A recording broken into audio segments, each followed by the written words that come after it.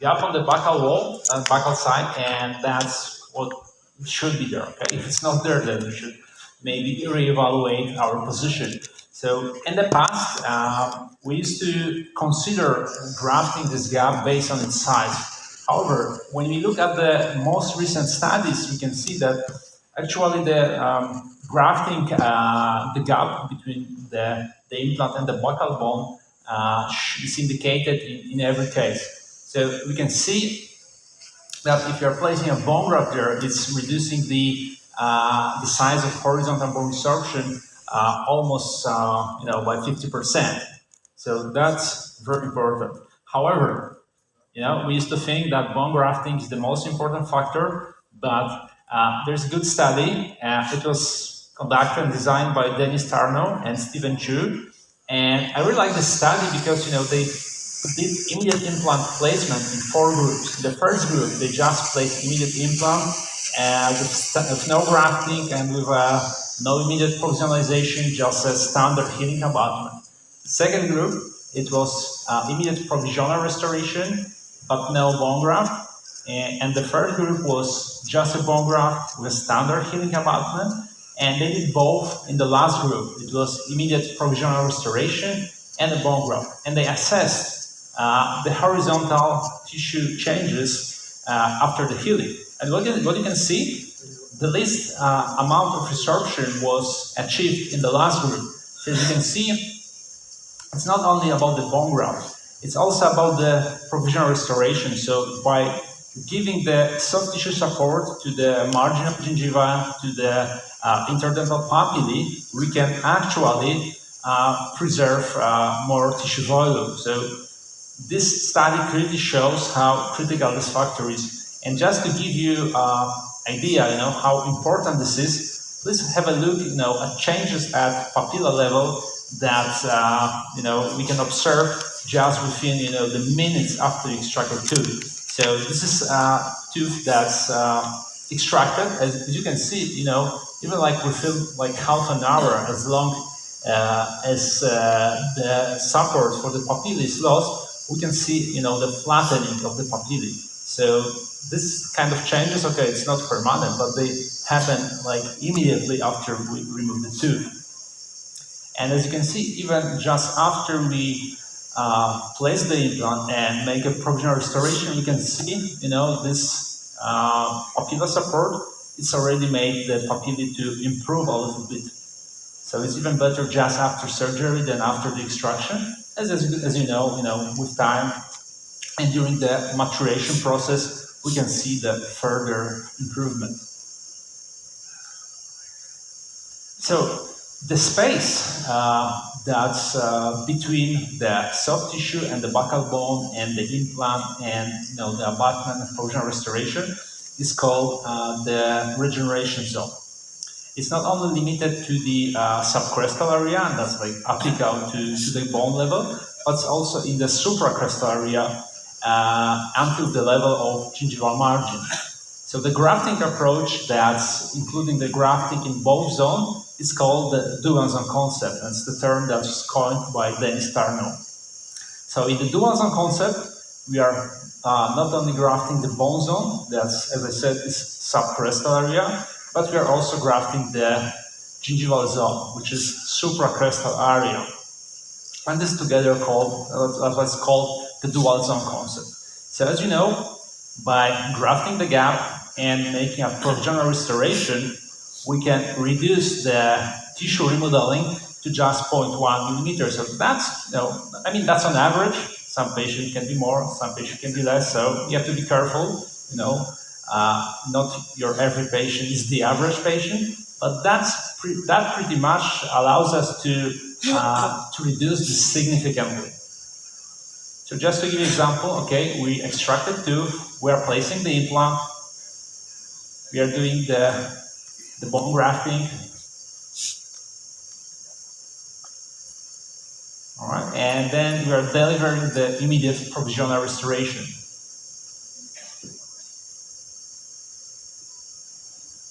All right, so that's how it looks at the delivery.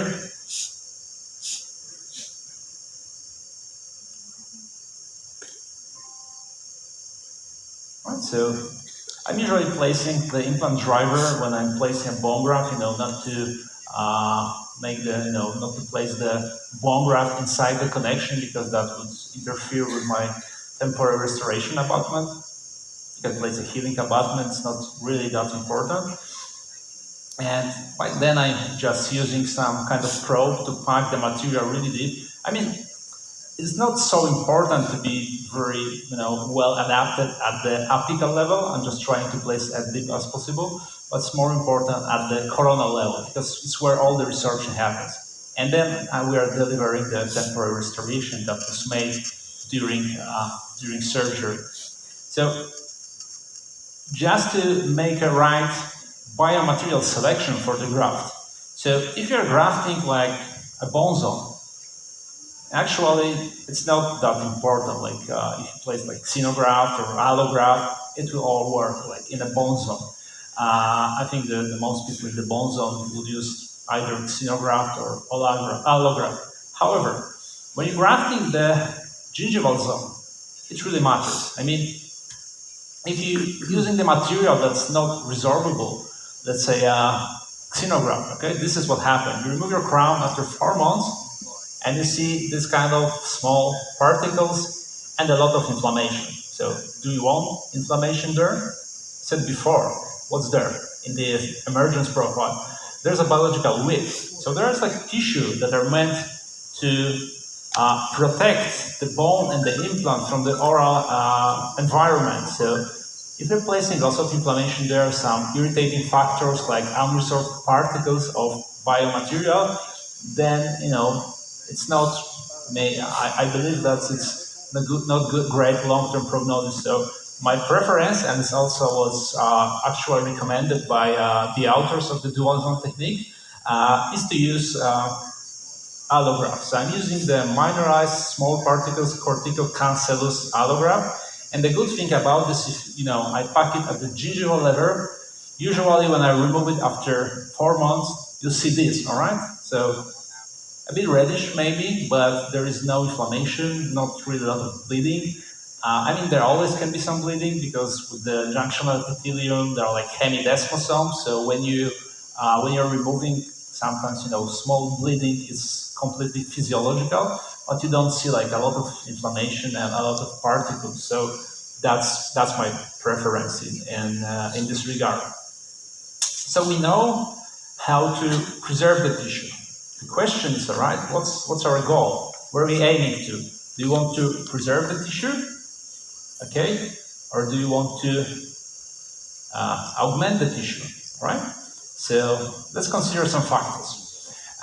There's a study that tells us that we cannot see any like prosthetic components shining through the soft tissue unless we have a 2 millimeter soft tissue thickness. So this kind of parameter is maybe not really important in the posterior area because it's only it should be considered with regards to the aesthetics, not really about the biological long term. However, we are dealing with the aesthetic zone, so aesthetic issues are really our priority. So as you can see, if it's less than 2 millimeters, even zirconia restoration can shine through. So we don't want that. So just to make sure our results are excellent, we have to make sure we have like at least 2 millimeter soft tissue thickness in that area. So moving that, we already talked about preservation, but we should consider what would be the case that would require the soft tissue augmentation. So if we're talking about soft tissue augmentation, the gold standard in case of implant dentistry is to use connective tissue graft that is placed on the buccal side of the ridge and just below the periosteum and the buccal bone. So if you want to compare the studies regarding the soft tissue augmentation, there's a study that's comparing the soft tissue thickness with or without the use of connective tissue graft at immediate implant placement. So we can see that only by using connective tissue grafts we can get more than 2 millimeters. Okay, that's 2.6 on average. While without using connective tissue graft, the average value was 1.4. So that to me is like a very important indication that doing soft tissue augmentation, I can even though without I can preserve the tissue contours, I can get an extra thickness that will give me this extra protection and extra and relieving my stress regarding the aesthetic outcomes. However, if we are looking into research, into literature, this is meta-analysis and systematic review regarding including different studies about immediate implant placement in aesthetic zone. And according to this study, soft tissue grafting should be utilized in cases with a thin gingival phenotype and the thin bone phenotype, right? They said it's a buccal bone that's below 0.5 millimeter. So according to literature, case like this, thin phenotype is an indication, and usually this case also have a thin bone. It's not in that study, but another obvious indication is you have some kind of soft tissue recession, and you want to do this simultaneously with immediate implant placement. You should also consider to perform soft tissue grafting in this kind of cases, even though I would say it's minimal, but still, if I need to get some extra bulk of tissue and cover recession, that's something I would do. Okay, so that's what the research says. Let me show you a case that I've done. It's not in every case, like it's actually it happened to me once or twice, but look at this case. It's a thick phenotype patient, okay? It's a broken tooth. Actually, before he came to the office, so we already the gingiva grow over the root, so we got like a free soft tissue grafting already. So this is like a good prognosis case. So I did soft tissue grafting, immediate implant placement, bone grafting, immediate provisional restoration. Like I've done like everything I could, literally. That's how it looked at the day of surgery. So I would say, maybe it was not perfect, but the papillae were already not present before surgery. So actually, we've done everything we could in that regard. And this is how it looks after 4 months. Okay, when you're looking from this angle, it looks okay. It looks okay. However, when you look from different angle, you see, even though like we did immediate implant placement, we did bone grafting, we did soft tissue grafting, we still have a defect, right? It doesn't happen very often. And according to the literature, okay, average patient doesn't need that, but just please keep in mind, not every patient's average. In this case, I've done like a second connective tissue graft, and I think it's the only case I've done 2 soft tissue grafts. But after 3 months, you can see a lot of improvement in that regard. So my personal approach is I'm doing connective tissue grafting for every single case in anterior. It's not that you have to do that. Literature says specific patients may need that. However, like I do that for every case just to get this extra aesthetic and to avoid this kind of situation. So when you're talking about techniques of the soft tissue grafting, what I'm using for anterior implants is I'm always using the tunneling technique. There are different techniques. There are some authors that would usually do coronally advanced flap, like Tukeli. He'll do that for every anterior case. There are some authors like Gamborena or Oscar Gonzalez Martin that would consider, doing tunneling for every anterior case. So it's just, what's your preference? There is no like right or wrong, and feel more confident with tunneling techniques. After that, when you make your tunnel, you have to harvest soft tissue graft. We'll discuss different techniques. There's like let's say usually like a free harvest sites intraoral that you can use to get your soft tissue graft. And the last thing, okay, you have to be able to position that graft you harvested inside the tunnel you prepare. So there are also special techniques for that to accommodate. We'll get into details with that. So generally, tunnel preparation is raising a flap without doing any vertical incisions and without cutting the papillae. So what I'm doing in this kind of case, I'm usually using a full thickness flap. I'll discuss that. So let's say this is kind of like a standard case. I mean standard case, I mean there is no gingival recession. So I'm not planning to actually, move the gingival margin in a more coronal direction, okay? Because you can say there are two cases. If the gingival level is good, we're just augmenting the soft tissue on the buccal. If it's more apical, means there's some recession, okay? We may need to move it a bit coronally. So I'll explain this in two situations. The good thing is that when you're making a tunnel for implant, okay, you're using full thickness flap, and you already have a missing tooth. So it's easier. So I mean, if you can do a tunnel to cover gingival recession, we have to make a tunnel with a tooth.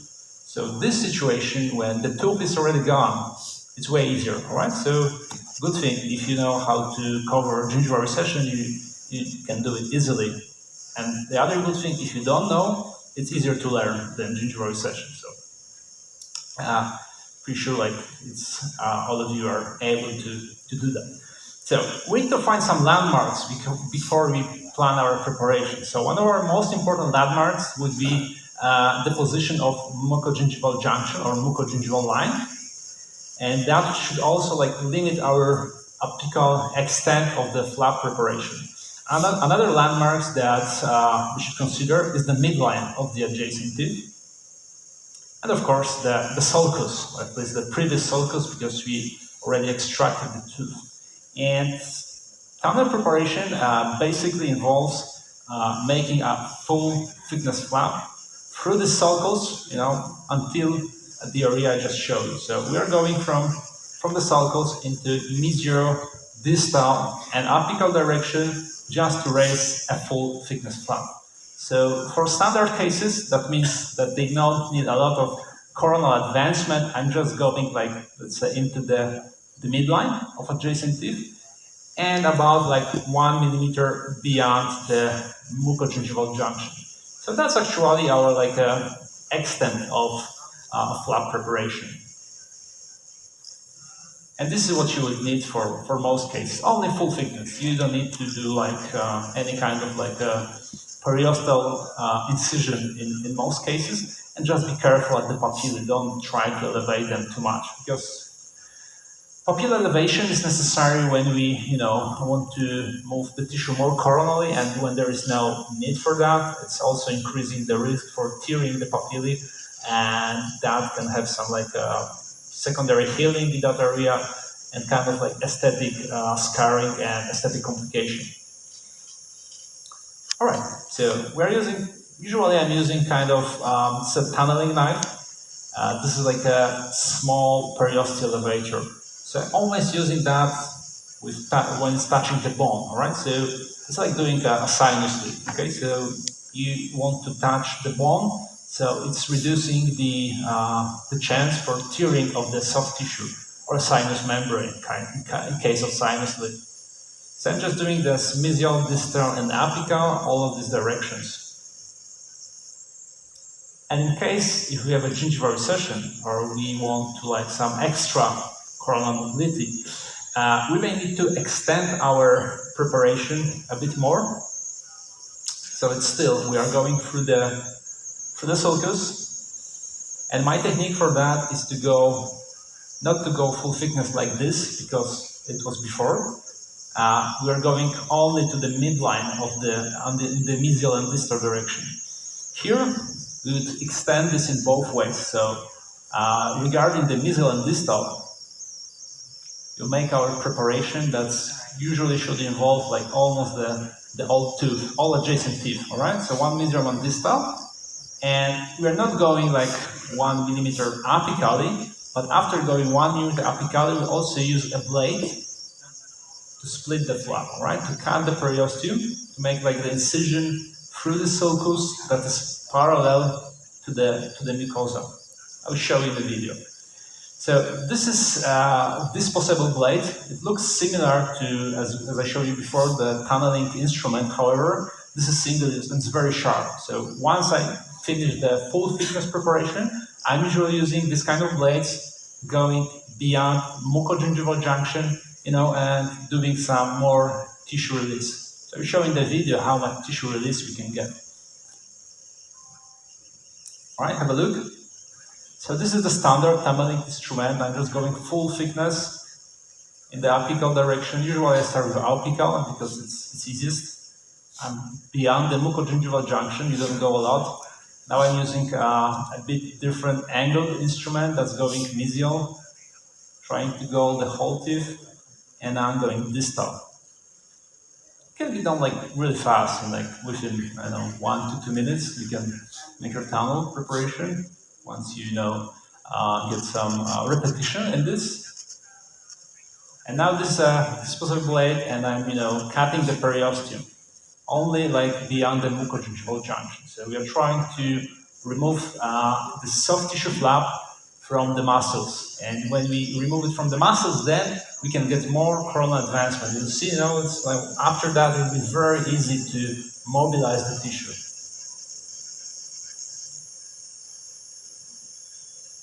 Please have a look. You see how mobile this is? So this will help a lot when you need it. But it's not for every case. Like most cases, I don't have to mobilize so much. All right, so that was step 1, to make a tunnel. What's the step 2? Connective tissue.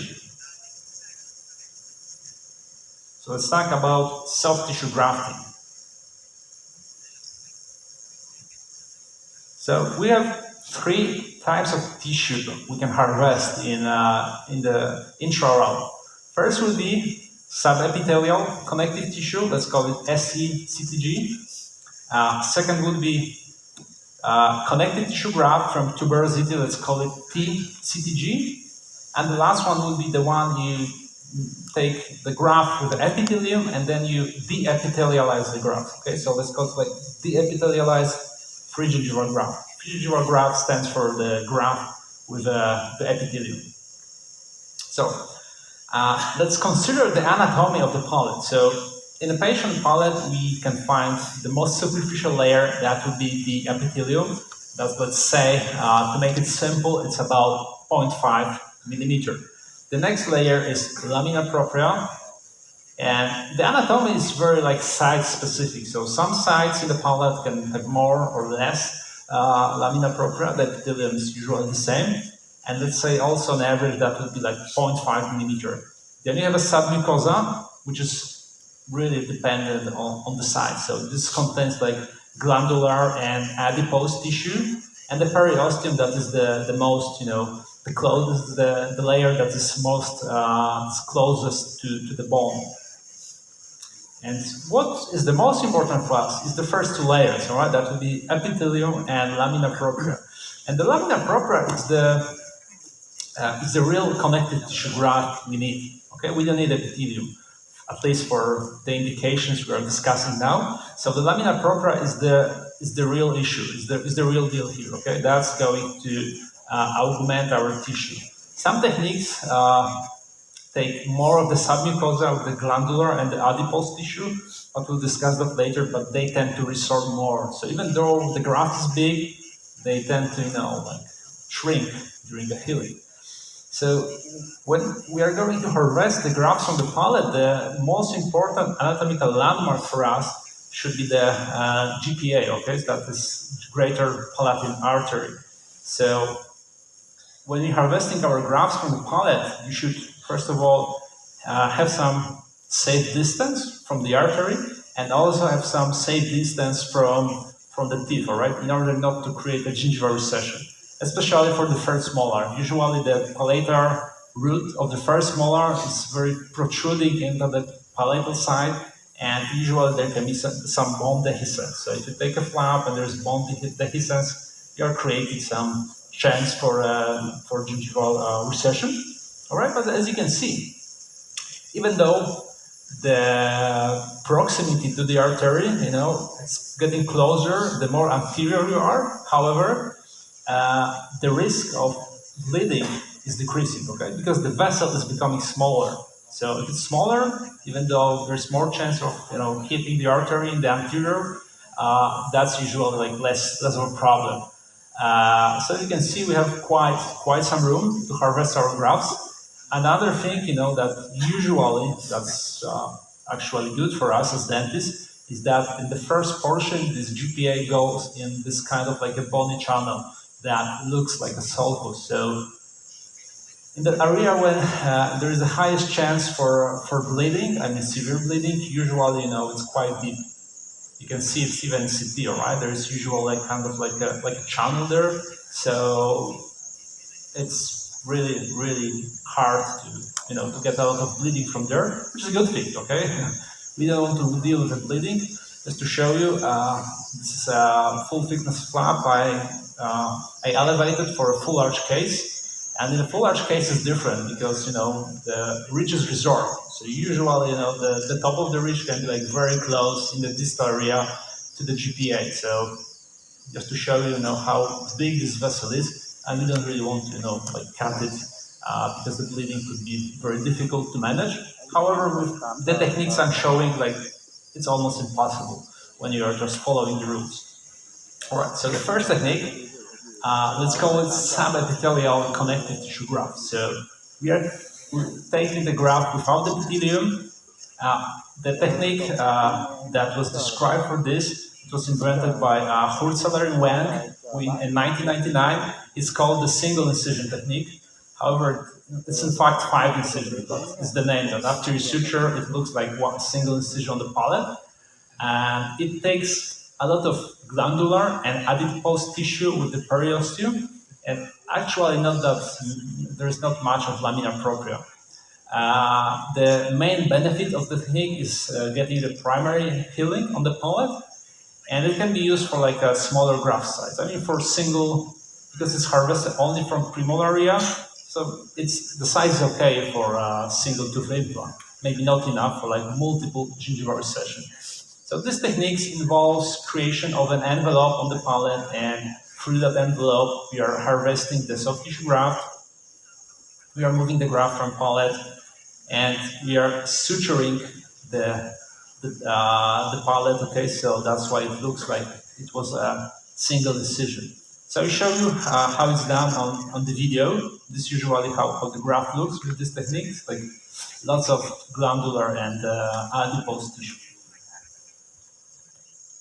All right, so we start with a 15C blade. We are making the first incision. I told you there are 5 incisions, but it's called single incision technique. So it's just a horizontal incision that's going parallel to gingival margins on the palate in the premolar area. Then we are making envelope, all right? So we are inserting the blade like perpendicularly, trying to keep 1 millimeter of gingiva above the blade. And as I said before, okay, 1 millimeter is like usually all the epithelium and lamina propria. So we are leaving all the good stuff, meaning the lamina propria, outside of our harvesting side. So we are making the blade parallel to make the envelope. So make the envelope, you see if there is like good vasoconstriction, anesthesia, there can be like very little bleeding during the procedure. Just remember, just before you start harvesting, place a lot of anesthesia there, adrenaline. And now, through that envelope, we are making 2 horizontal incisions, 1 coronal, 1 apical, and 2 vertical incisions, 1 mesial, 1 distal. So this additional 4 incision will allow us to take the graft from that envelope. Okay, that's mesial, and now we are going for distal. And because we are taking this deep portion of the palate, we are harvesting the graft with periosteum usually. It would be hard, to further split it from the periosteum because the palate would be like really thin. So usually I'm just using periosteal elevator, like you see here, to elevate this graft with the periosteum. And You have to use some force, okay, to take it out. Yeah, and it's out. So that's our graft. You can see it's very yellow. And then you have to just suture the palate. There are different techniques for that. Actually, it's not that kind, I would say, important, okay? You'll get primary healing, so we just need some sutures that will compress this flap to the palate. This is 5-0 suture, polypropylene. It's like a modified horizontal and vertical mattress. So apical is like horizontal, and coronal is like a vertical mattress. So it's just positioning the flap in the right position. So another one, I don't place anything inside. I used to place like some collagen sponges, but I felt like they were coming out, and it's made my suturing more difficult. So usually I'm just suturing it, and there is no problem with bleeding with that. So these two sutures should be enough. Sometimes you can also use some like smaller, like 6-0 or 7-0 sutures, just to get a better adaptation for that. All right, so this is how the graph looks with this technique, all right? It looks very big, very large. As I told you before, usually they resorb, so it's not that you get this much tissue. Uh, and this is how the primary healing looks, okay? So this is the day of surgery. I did immediate first premolar implant. I did soft tissue grafting on the buccal of that premolar. This is the suture, and this is the suture removal at 2 weeks. So this is meant to provide with a primary healing. However, it's not always the case. Some cases, to everyone, you can get secondary healing, and this is the worst scenario because you already harvested the graft with a periosteum. So even if this gets secondary healing, that's can be like quite nasty for a patient. So yeah, that's what happens. Usually, it's like if you follow all the steps, it's very rarely like happened to me. Like maybe it haven't happened to me for like last 2 years. So that's a good thing. Another way to harvest the graft is to harvest the graft with the epithelium. It's called the free gingival graft, and it calls the epithelium and connective tissue graft. All right, so it combines both. It's called the simpler harvest technique. However, I would not call it simple. Maybe just say it, but I wouldn't call it simple. It's preferred to be harvested from distal, from the rugi. Usually, the lamina propria is better there, and it's not always easy to remove the rugi. So with this technique, because you're just trying to remove the epithelium, you get a better quality of the graft. You're getting the lamina propria. There's less glandular and adipose content, and the really large size of grafts can be harvested. So it's really technique of choice when you're going to do like a multiple gingival recession. All right, just to show you how this is made. Uh, this is a harvest of a free gingival graft. This is a big one, okay? It's done for the gingival recession, but just to show you that this technique can, you can get like really, like from second molar to like a canine graft if that's necessary. So this is made one horizontal incision, perpendicular. Now it's a distal incision and mesial incision, vertical incision. And now after these 3 incisions, I will start doing a horizontal parallel incision, not perpendicular. So we try, to elevate about 1.5 millimeter of tissue with my blade being positioned horizontal, like perpendicular to the palate. Right, so don't worry, you don't need this side of grafts for a single implant. I just show you this technique, can be really beneficial if you need like a lot of tissue. So with this distal to mesial, like kind of strokes, you trying to make continuous graft, okay, with the uniform thickness. So I'm showing that going distal to mesial, right? And every time I'm being a bit more distal. So once it's fully elevated, you see it's one thickness, one piece, not like multiple, I'll just do apical horizontal release incision. This one incision, allow me to, take the graft out. How to manage the palate? So that's another thing. Usually, in this kind of cases, I'm doing some collagen sponges. I'm doing some sutures for initial bleeding, and also, give them more comfort to the patient. I'm usually doing some kind of like a palate stent. So it's like an acrylic removable device. I would say it's similar to like orthodontic removable devices. It's made of acrylic, so it just covers the palate. And the first 2 weeks, the patients they can eat with it. So that's kind of making a physical barrier. So while they're eating, nothing's touching that wound, and that wound can be, quite painful to some patients. So if you're not doing this for small graft, but for like a large graft sizes, I would definitely recommend to make some kind of like a pallet stent. All right. So once we get the graft, we have to take a new blade. Okay, always new blade, and to remove the epithelium. So with the it's like kind of like sewing technique going along the graft, we are trying to remove the epithelium. When we are doing this with loops, okay, we need some kind of magnification. You can see which parts we managed to remove the epithelium and which we didn't. Usually, I'm trying to get as much as I can with one stroke, but it's usually not the reality. After even doing this with one stroke, I usually have to do it in some parts that were missed during the process, right? So, and with this technique, we can get a graph like this. So we can see now the color is different from what I showed you before. So this is the epithelial graph. It's like mostly lamina propria. Very little you see this yellow adipose tissue. And you can take really long grafts. So this is the technique for choice for like a gingival recession coverage.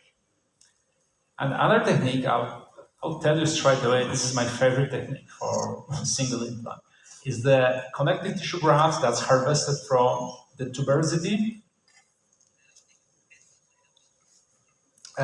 It's definitely the most fibrous graft because there is like all the lamina propria. Okay, there is no adipose, there's no glandular tissue in the tuberosity. And what is even most important, there's very little morbidity. Like the most patients, when I harvest this graft, they have no pain, like zero. Like I ask them if anything bothered them back there, yeah, the suture. So if the suture is the worst thing the patient have, that's a good thing, right? It's the problem I like to have if they're bothered by the sutures. And this graph, because of this small potential for vascularization, because it's so thick and dense, should not be exposed during healing. But actually, the technique we are doing right now, we are never exposing the grafts. So this is how it looks. Okay, it looks like some white cube, and this is really really good quality graft. So the technique for doing that, okay, trust me, it's not easy to to record how to harvest this graph. It's usually I don't see a lot. So usually it's a technique. I'm not only doing like a distal wedge incision because the classic harvesting technique is like just taking the tissue that is distal to a second molar. We're also making this like a combination with combination of the subepithelial and the distal wedge technique. All right, so we are not only harvesting the wedge distal to second molar, but I'm also making this envelope on the palatal side, and I will also to get a bit more tissue. We take some tissue from palate because usually the tissue here is thick not only on the tuberosity itself but also on the palatal part, and the morbidity is very low. So you see, I'm also trying to get some bonus, some extra tissue from the palatal side. It will not cause any more pain. And with this technique, I'm using periosteal elevators, so I'm raising full thickness flap because it's really hard to split in that area. So the access is the biggest problem there because you don't see a lot. And you have some little epithelium just, on this triangular wedge behind the second molar. So you just have to, after you harvest the graft, you have to like depithelialize it, same as for previous technique. So this is our graft, and I just place one suture, usually like resorbable suture, and that should be like more than enough for this indication. And that's it, patient can, you have to finish the implant surgery, but for harvesting that's done. See, it's very fast. Before I go to sutures, one more thing about the tuberosity graft. So, like, there's some reports in the literature that say that they may grow over time. Like, maybe it's like patient population specific. Like, honestly, I know they grow, but in a good way. Like, I've never had a single case that it grew the way it was like anesthetic or unpleasing to a patient. And I always think, if I have excess tissue, it's a good problem to have. It's easy to reduce the tissue.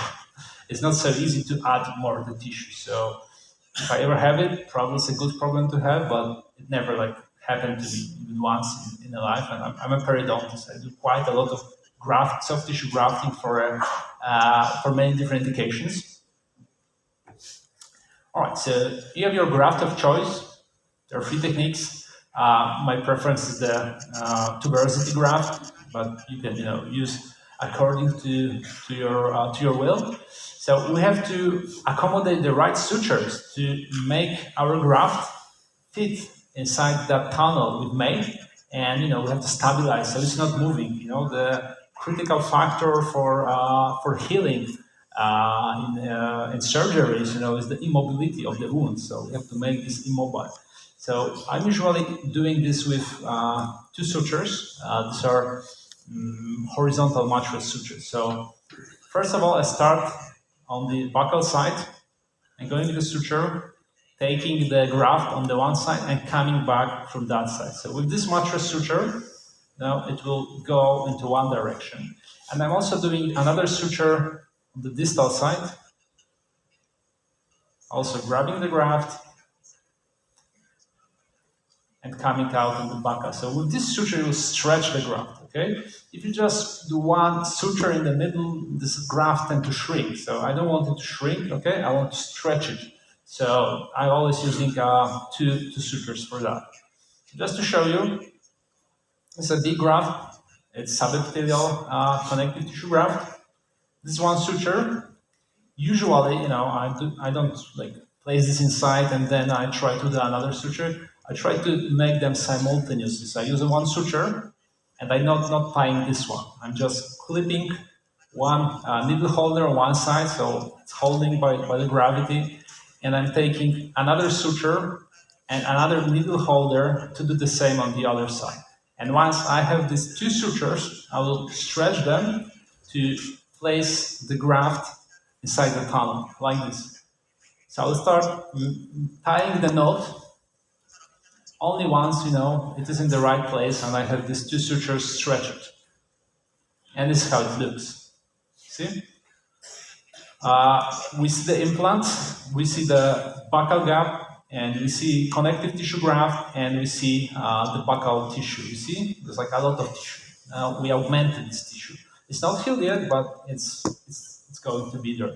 There's just one suture in the middle, in case you're wondering.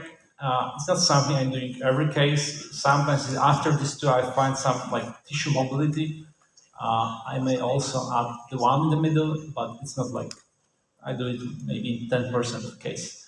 So I show you on the video how it's done, so to get you a better idea.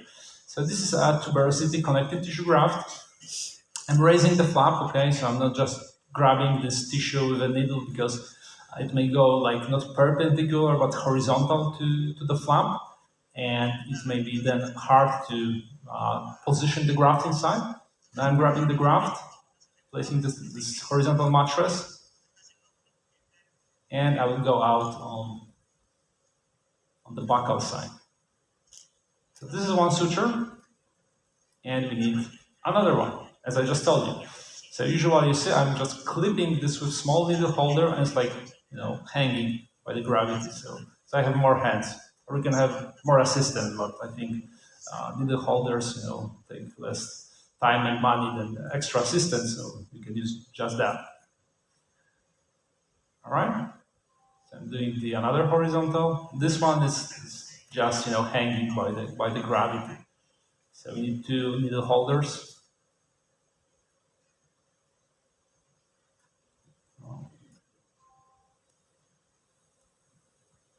All right. So now we got two sutures and trying to stretch it, and they'll help to position it inside.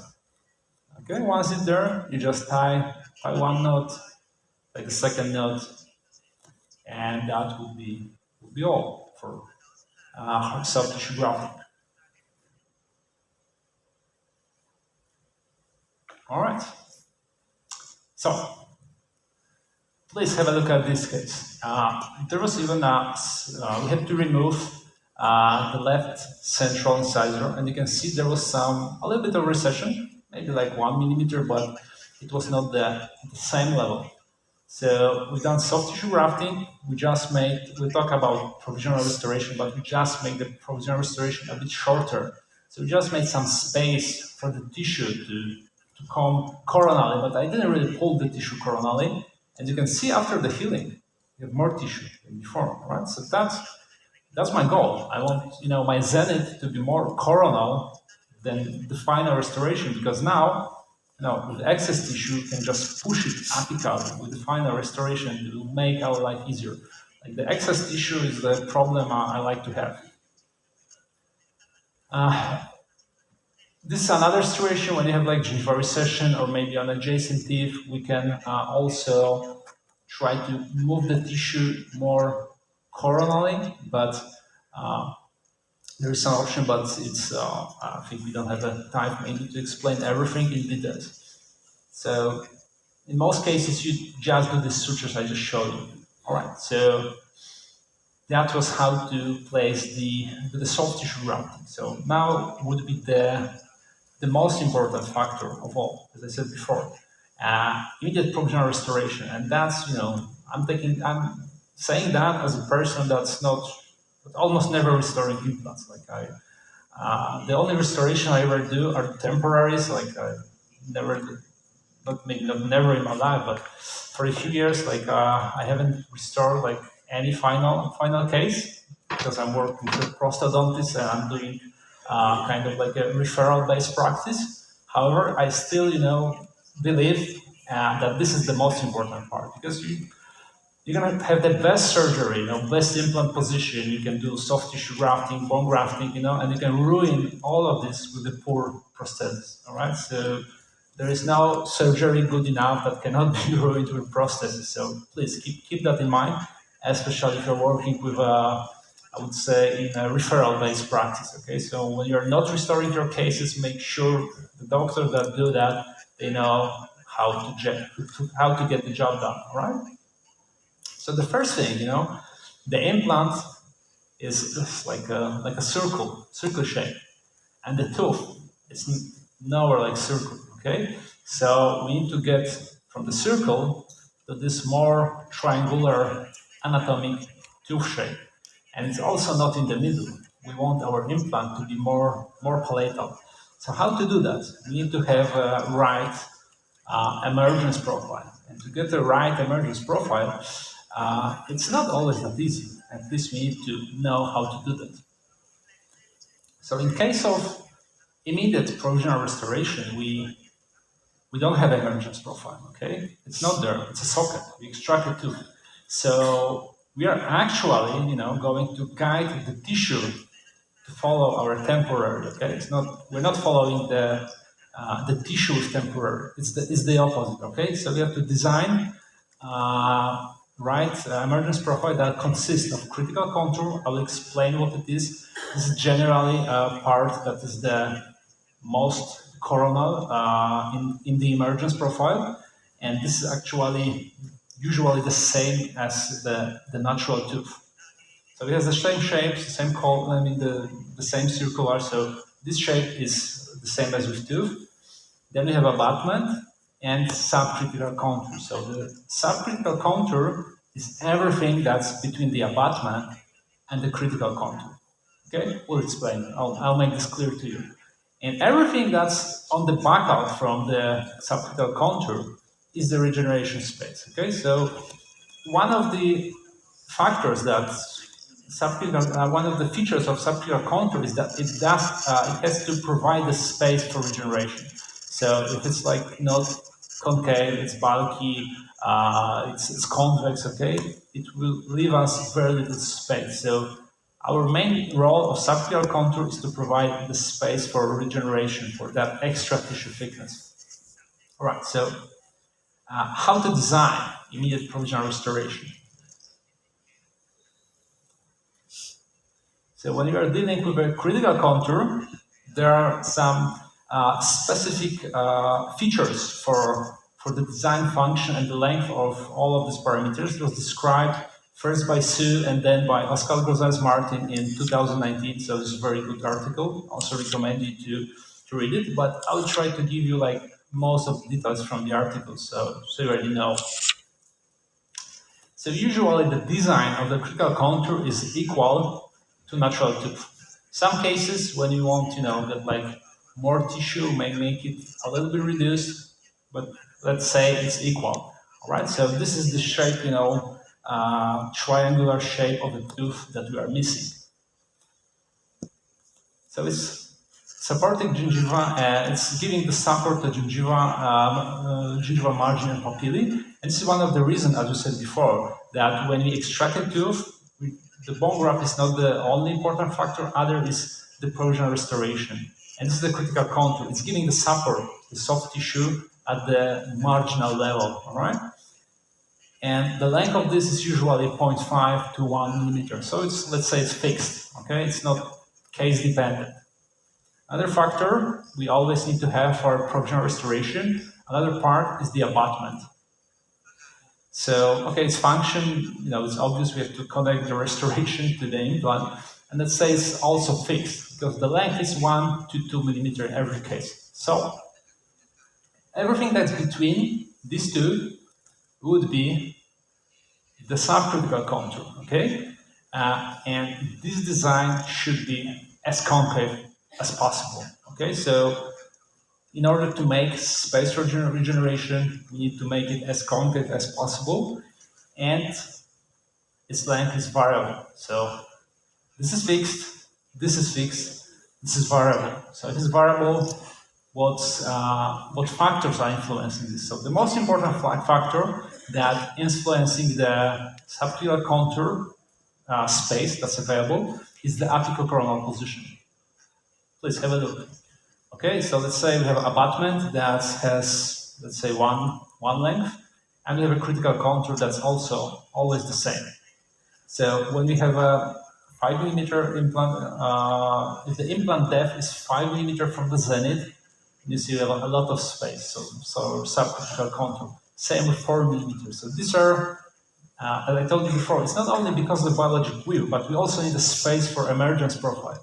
And to shape the subcritical contour in the right way, it has to be placed deep enough, all right? So we have still a lot of space to make this concave. However, look, if it's just 3 millimeters, the space is very limited. It's still there. What's limited? But when it's like 2 millimeter, there's no space. You cannot shape your emergence profile with 2 millimeter, depth of implant placement. So that's impossible. Sometimes in these cases you can choose like very short abutment, but it's not a preferred choice. So abutment selection usually, it depends on the system, on the brand you're using. So let's say usually they're like about 4 millimeters in diameter, and this is like a global V system, so it's like 3.8 millimeter.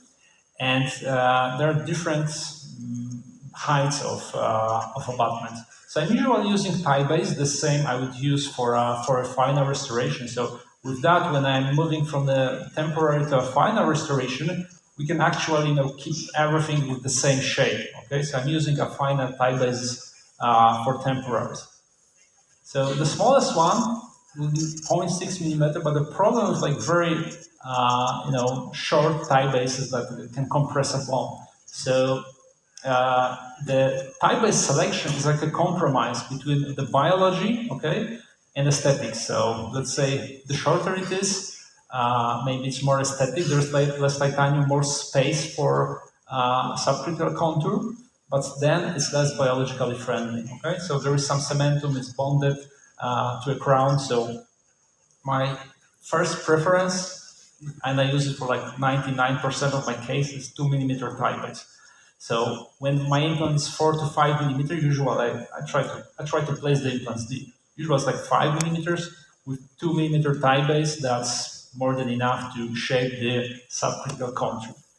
And you can of course use longer than 2 millimeter, but that's a problem because there is no like biological advantage anymore on that, and you are limiting your space for subcritical contour. So I don't think there's need or a point to using that tall tie bases. All right.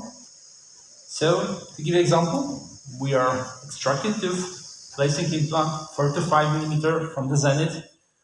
If I'm in doubt, I always prefer to place it deeper. If it's a good conical connection implant with a rough neck, you can place it as deep as you want. It's just there's no biological complication. The only problem is that if you place it too deep, maybe really hard to restore. So like, don't place it like more than 5 because that's not productive, but it still would work even if you place it like 6 millimeter. It just make it harder to restore. Right. So what I'm doing, if it depends on the system, but in Global D there is this kind of like extractor system. So I'm usually removing the screw from the implant. I'm placing this extractor, and I like it because it's already making me the screw access hole. Okay. So when it's inside the tie base, it has the same diameter as the channel in the tie base.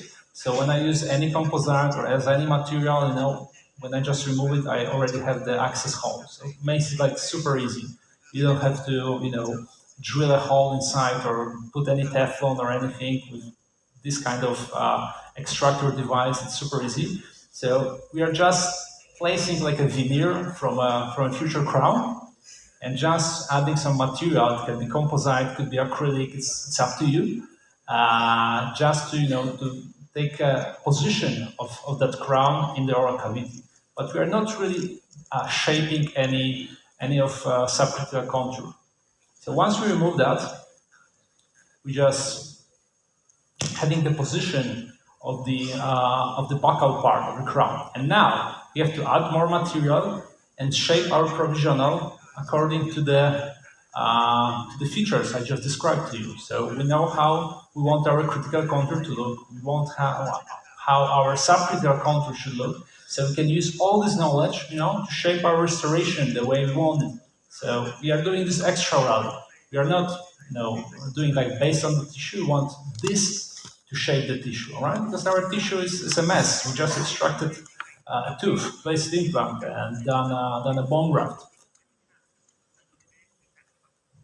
And with that, we are placing our temporary restoration. So one of the most important is that we don't want any compression, right? So I mean on the marginal gingiva.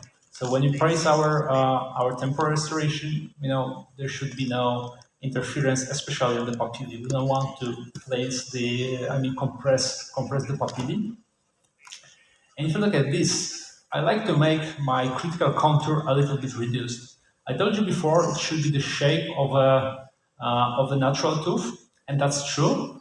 However, if I make it a bit shorter than the natural tooth, all right, so I'm making this like 0.5 millimeter, maybe 1 millimeter more coronal, that gives me some space for tissue to migrate.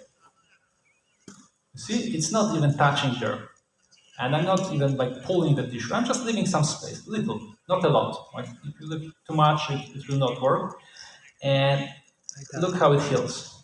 It's 4 months, the restoration, and after healing. So just by leaving this little space, we have a more tissue now. As I told you before, I like to have more tissue because now it's really easy. You just have to push it a little bit, and you get, you finalize the case in 4 months. And also the papillae. I mean, you can try to relieve it. they usually don't grow. The problem is that with immediate implant placement, you can usually preserve the papillae. Like if there is papillae are lacking before the surgery, they will usually not be better after this. So there's like really papillary defect we want to heal. I would suggest you to go for delayed. So we're extracting the tooth, making this flat, everything. Then we'll do soft tissue vertical augmentation to get more papillae. So for immediate implant placement, the best we can do is to preserve the papillae.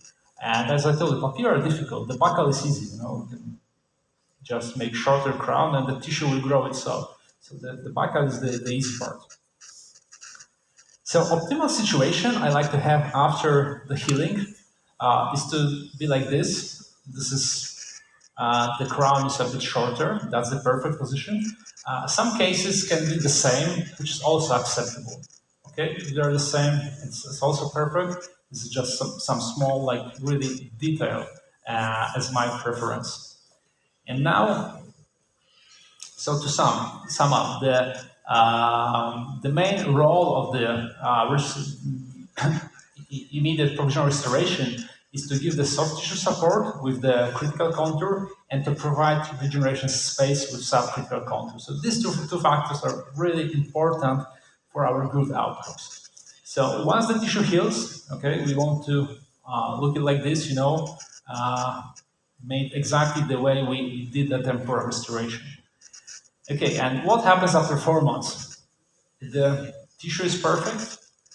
You can just, copy, make the same shape and make a final restoration. And also, some cases, they may need some tissue modifications.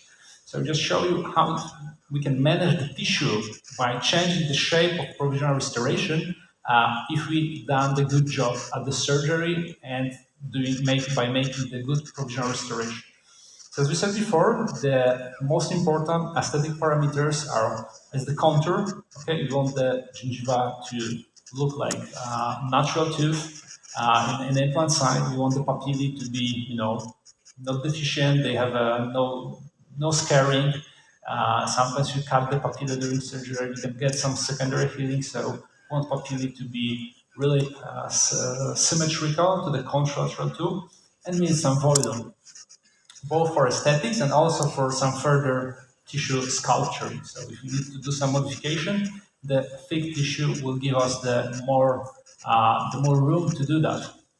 And what's more important, if you're going to modify the tissue after the implant placement, okay, you're placing the implant, you're waiting for healing. So it's healing with a bit of